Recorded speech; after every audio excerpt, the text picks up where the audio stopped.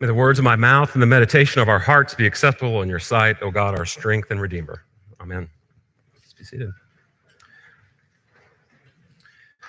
It's been a tough couple of Sundays for gospel lessons. We had the story about the wedding banquet a few weeks ago, the guests getting thrown out for not wearing the right thing, weeping and gnashing of teeth. Last week, it was the bridesmaids who didn't have the oil for their lamps, and they got left out. Today, we get the story of the master who goes away, leaves his servants behind as he goes on his long journey. All these gospel stories we have been hearing, they still have this kind of same thread that are running through them. They're all about eschatology. They're about the end times. They're about a time when Christ will return, and we have the judgment for how we have lived in the kingdom of God. The timing of these isn't inconsequential because we're about to have a shift in our liturgical season. Now, who knows what season we're about to start in 2 weeks? I'll give you a hint. It's purple. Advent. And I know what you're thinking. You're thinking, Father, isn't Advent just a 4-week window where we're supposed to feel guilty for watching Hallmark movies and singing Christmas songs? And I would say not all entirely true. But joking aside, there's a lot of people who think that Advent is all about preparing for Christmas for those 4 weeks. It's a time where we kind of unplug ourselves from the world. It's a time where we try to put a little focus on remembering of when God came in the flesh of Jesus. And that is true. It is a look forward to Christmas past. It's also look forward to the kingdom to come, a time when Jesus will once again return and bring completeness to the kingdom of God. And so these gospel readings are ones of Jesus, again with parables, talking and explaining about what to expect when that time comes and how we prepare for it. And I will tell you that this parable it can be a challenging one. And I've heard some really interesting takes on it over the years. And it's mostly because people who are preaching on it get really stuck on that word talent. And the usual take is, you've got a great talent, something that you're throwing away. You're burying your talent. You might be a gifted singer or a fantastic writer or a teacher. But instead of using that talent to the glory of God, you are burying it and avoiding to use it. And that's not a great take because in the parable, the story has nothing to do with that kind of talent. So what does Matthew mean by that? Well, the word talent is really a measurement. It's weight. And there's some difference of opinion on what it was. I mean, it could be like maybe as much as 50 pounds all the way up to 75 pounds. But for my math, we will say that it was 75 pounds. So the master is giving his servants money. Now, 75 pounds worth of gold in any time you're living is a lot of money. I checked online Friday, and the weight of gold for an ounce was $1,980.01. So a talent of gold in today's prices would be close to $2.3 million.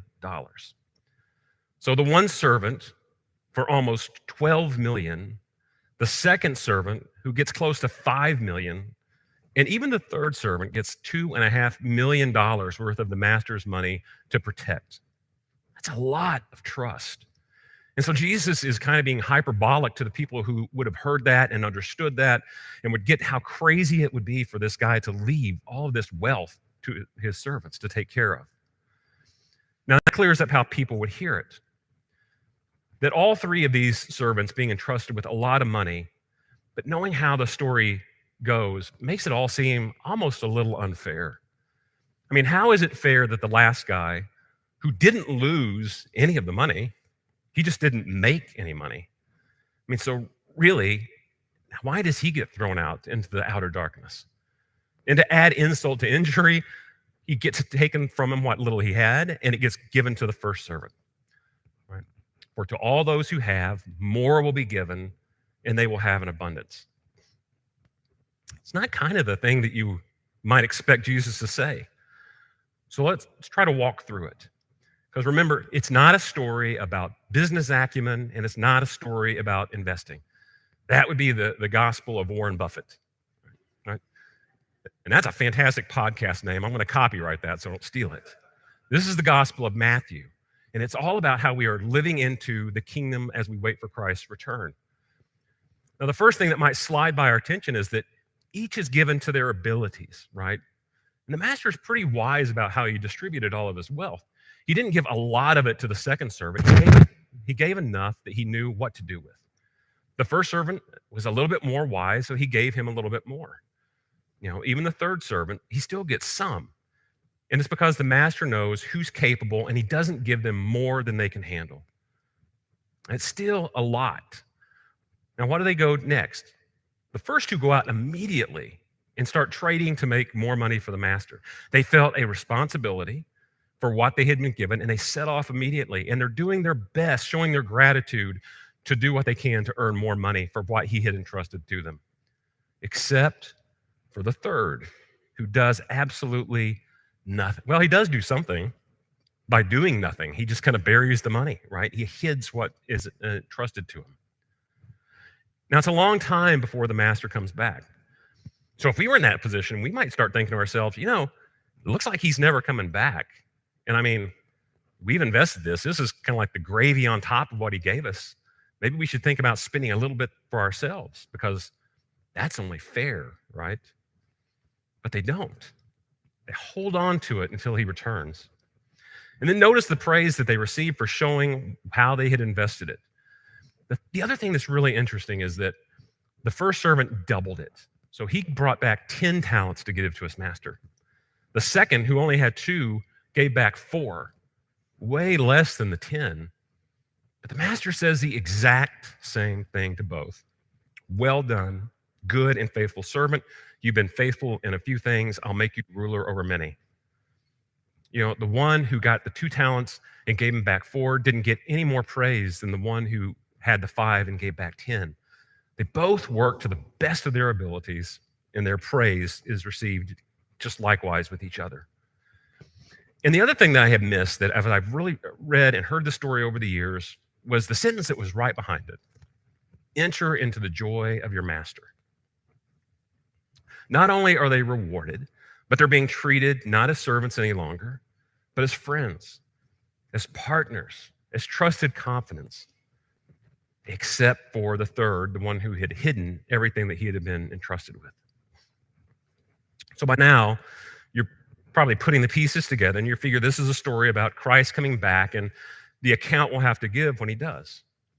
Because as followers of Christ, we have been entrusted with the good news of grace, good news of forgiveness for the wrongs that we've done, good news of mercy. But what do we do with those gifts that we've received? What do we do with those? Do we engage others, or do we hide them? Do we kind of metaphorically bury them in our own lives and not share that same mercy and forgiveness and grace that we've received? And this was a real challenge, not only for us, but it was a challenge in Jesus' day. And one of the reasons God is trying to kind of course correct this way of thinking in Israel. They lived as the chosen people, not because they were chosen, they were handpicked to be the only ones for salvation. They were chosen to be the royal priesthood. They were chosen to be examples to the nations that surrounded them. They would receive all the messages from God, and they would explain and show God's love and be examples to the rest of the world, exhibit God's love to others. But over time, it turned around and it got all inward focused, and that light was hidden under the bushel basket, to paraphrase another parable. The parable that we're hearing today is all about risk. What we risk as followers of Jesus. That we're taught over and over and over again, these themes of caring and giving and witnessing and trusting and loving and hoping. These cannot be lived without us taking risks. We risk a lot when we try to show love to others that it may not be returned. The story is about sharing for the sake of the gospel. Matthew is writing this, well after Jesus had died, to a church who was eagerly anticipating his return. And we heard this in the story of Paul to Thessalonica, in the Old Testament reading, which we didn't read this morning, from the prophet Zephaniah. All these stories of waiting for the coming of the kingdom. The point of the parable is that we don't just sit back on our laurels and wait for Jesus to come back. and not take a risk for the sake of the gospel. That we are called to um, go out and live a Christian life and to risk that Christian love and charity to show to others, because the only way for us to live into our Christian witness is to live that way. Now, I know that we had talked about not talking a lot about stewardship this year and really kind of hitting people over the head with a lot of stewardship messages. But since it is coming up next week, I would be remiss if I didn't say just a couple of things before we get to our end gathering. I don't think there's a better parable that we could hear in stewardship season than this one. And I say no better time for this parable, not because of the money part of the parable. If any of you want to give 75 talents, I mean, that would be fantastic. But really for the risk. What does it mean for us to risk ourselves for the gospel? And how does this tie into our whole idea about stewardship? I'm pretty sure I have told this story before, but it's a story about a preacher who walked into a new church. And on his first day, he gets into the pulpit and he says, "Friends, we are going to make this church run. But before it can run, we've got to learn how to crawl. So first, we're going to make the church crawl." And there's this kind of small voice from the back saying, "Yeah, make it crawl, Rev, make it crawl." And the preacher said, "After it crawls, we're going to teach it how to stand. We are going to make this church stand up." And the voice in the back got a little louder, a little bolder. "Make it stand, Rev, make it stand." And then the preacher said, "After it stands, it's going to learn how to walk." And the voice is getting more excited and even stronger. "Make it stand, make it learn to walk, Rev, make it walk." And then the pastor said, "And friends, after we make it learn how to crawl and then stand and then walk, then we're going to make the church learn how to run." And the voice almost shouting from the back, "Make it run, Rev, make it run." And the pastor, he paused for a moment and he said, "Friends, to make this church run is going to take money." And there was a long pause. And then the voice in the back, it was a little quieter, says, "Make it crawl, Rev, make it crawl." Right? For us today, this is what it means to stay in our comfort zones, being risk averse. Now, we could stay in our comfort zones, but when we do, we become like that buried treasure. We stagnate. And if a church is stagnant, if it's not crawling or walking or standing, it begins to die. The vicious cycle. And we are not called to crawl. I don't think we're called even to stand. We're called to get up, and we're called to walk, and then we're called to eventually run. That's what God calls us to do for the sake of the gospel. Now, we have a church to make Jesus known to those who don't know them. We have a church to serve people in need. We have a church to minister to those who have never heard the gospel. And I know that this church is a community of people who already know how to take risks, right? Because if it was, we certainly wouldn't be where we are today. I mean, you would not be here today, especially a lot of you. I mean, it was a risk by a very, it's not hyperbole to say it was a faithful remnant who kept this church alive before Father Sean got called here. Keeping it alive, keeping seeds planted, and then new growth begins. It was everyone in the church who kept needed ministries alive for things like people who desperately needed food with mobile meals. It was the people here in the church who brought this idea of things like ministries like Learning Locker. It's a couple of years, has already doubled the number of schools that it is serving. It was people here in the church who keep it alive with prayer groups and the King and men's groups and praying. You who come on Wednesdays for a midweek Eucharist to kind of get like that middle of the week boost, for your spiritual nourishment, who come to morning prayer, who come to men's groups, who comes to our evening prayer on Zoom on Thursdays. You who still can't be here in person, who is joining us over YouTube. We have people from across the country who sharing this, which is it's just amazing. We're supporting ministry. We are supporting mission. That is not sitting still. It's not burying your talents in the backyard. So that's good. That is stepping out in risk for the sake of the gospel. Sorry, got choked up just a second.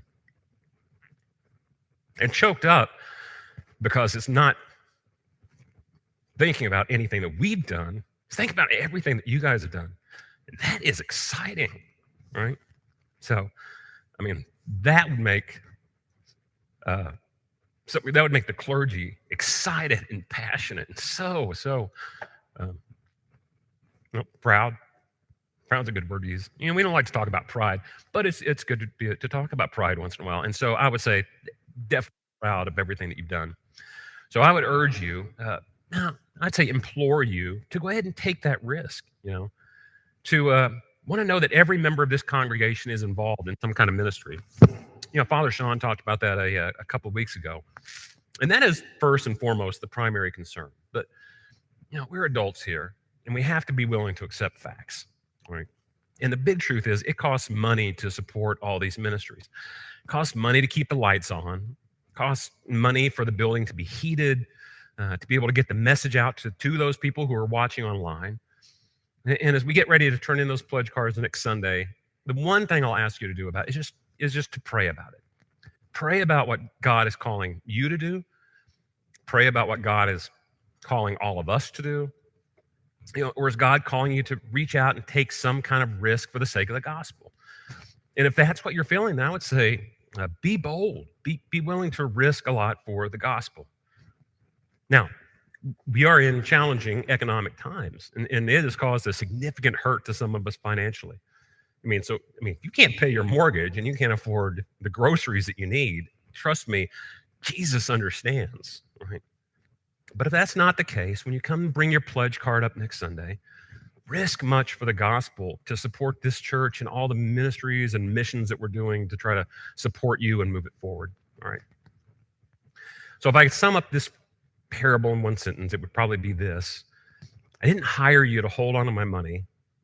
I can do that. I hired you to invest. So God has invested in us. So my hope is that we will see the dividends of our investing in the return of the people that we make Christ known to from all the actions here from you in this church.